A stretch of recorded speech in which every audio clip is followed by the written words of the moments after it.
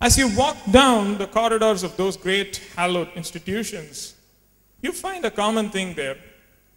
You find portraits and statues of great people, great achievers, great scientists, mathematicians, people who did something really big in their lives. All those pictures and all those statues are displayed in those corridors. When you look at them, what is the feeling that goes through in your mind right at that moment? Yes, it is one thing that the institution is proud about these eminent people who were once part of their college. But at the same time, when we look at those people, don't you feel that sense of self-assurance? Don't you feel really self-assured to be part of that institution? Oh, if all these people were actually students here at some point in their lives and they've gone to do all these wonderful things with their lives, I'm sure that I'm in the right place too. And the system that I'm following has to be right. Because that is the kind of reputation this place enjoys. That feeling instantly dawns within us, doesn't it? It's the same thing. That is, I'm trying to tell you this because I want to explain to you exactly why we are here today doing this Mahamantra Kirtan. What relevance does this have to succeeding in exams? It's the same thing, because not long ago, friends, maybe 500 years ago, all of mankind believed that the world was flat. And on that day, the one man that said that the world was not flat was a fool. He was punished and executed. That happened not long ago. I'm sure you're all aware of that.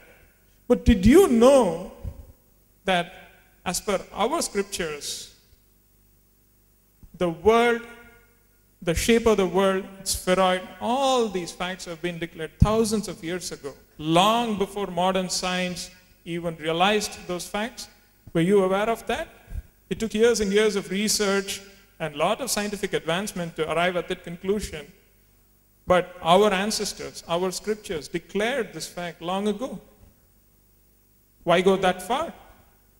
Even in the last century, there was a point of time when modern science believed that the atom was the smallest fragment that existed. Then the scientists came and they did some experiments and they split the atom, and then this whole new concept of subatomic particles arose.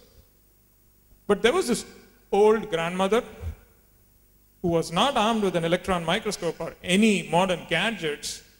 Thousands of years ago, in her Vinayaka Ragaval, she sings Anuvirku Anuvai. She says that the atom could be split. She knew it back then. How did she know? Are we not baffled when we look at the wisdom of our ancestors? And this age can be called as the age of cloning, the proudest moment in modern science and biotechnology. They say that from a single cell, you can regenerate an entire identical organism. But if we read the Puranas, the story of Mahishasura, it is said that from every droplet of blood that was shed from that Asura, an identical Asura arose. What is that? Cloning or what? They knew it. They knew it all. They were really wise. Let's feel proud about it. Why go all the way to thousands of years back? Even when I was back in school, we were taught that there were 9 planets, including Pluto, and today astronomers have doubt whether to accord the status of planet to Pluto. So it's down to 8 now. And God knows at some point it's going to be 7 probably. We don't know. But if you go to the temples and in the Navagraha Sannidhi, if you take the sun and moon out, there's just 7 planets. Pluto was never given the status of planet by our religion, by our astrological science. I can just go on and on with this list. It's absolutely endless. The point that I'm trying to drive here is that such was the wisdom and foresight of our ancestors, the scriptures that they gave. Let's feel proud about it. And when we look at these wonderful things, it gives us that feeling of self-assurance. That feeling of self-assurance that one gets when he looks at the eminent achievers that hail from an institution.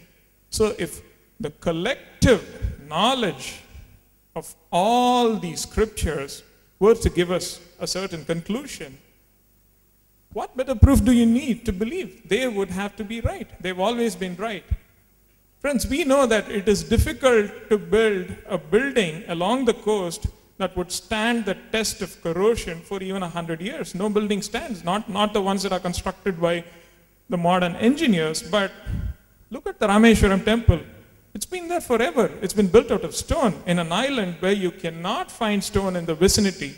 It's been built from stone and it's been there for thousands of years, and to this day it stands tall, it stands proud. So these are our ancestors, the scriptures, and that is their greatness. So let us feel self-assured. Let us believe in the conclusions that they have given, because like you, we were trained in the Western system of education, not the traditional one. And by the grace of our Guru Maharaj, we were exposed to bits and pieces here and there. And what we saw definitely left us baffled. And I will tell you today, I will assert that if there ever is a point where the scriptures contradict modern science, go with the scriptures. They're always right. Someday science will correct itself and agree with that. It always happens. It has always happened, and it is going to happen. So if all of these scriptures give us a certain conclusion, it would have to be right. How can they be wrong? And what do they say? They tell us that you are not this weak human body that you believe yourself to be. They assert in unison that you are that all-powerful Brahman that is omnipresent, that is all-pervading, that is all-knowing. That infinite source of energy is you. That is your true self. That is your true nature, they say. And in order to connect with that infinite pool of energy, in order to realize our true strengths, our true self, they have given a very simple formula. A very simple formula that is the essence of the collective wisdom of all the scriptures and all the great sages and rishis. And that is the holy names of God. They say, chant the holy names of God, chant the Hare Rama Mahamantra, and you will realize your true self. You will realize that you are indeed that all-powerful Brahman. So that is the point that I'm driving at, because this Mahamantra, friends, is not a formula that was coined by somebody recently that has to be experimented to know the results. This is a mantra that has been given in the Upanishads. It's a product of years and years and years of sacrifice and penance that was performed by our ancestors, the great sages and rishis, and they have given us this formula on a platter for us to take and enjoy. That is exactly why we are here today, to chant the Mahamantra and to harness that infinite source of energy. Exams.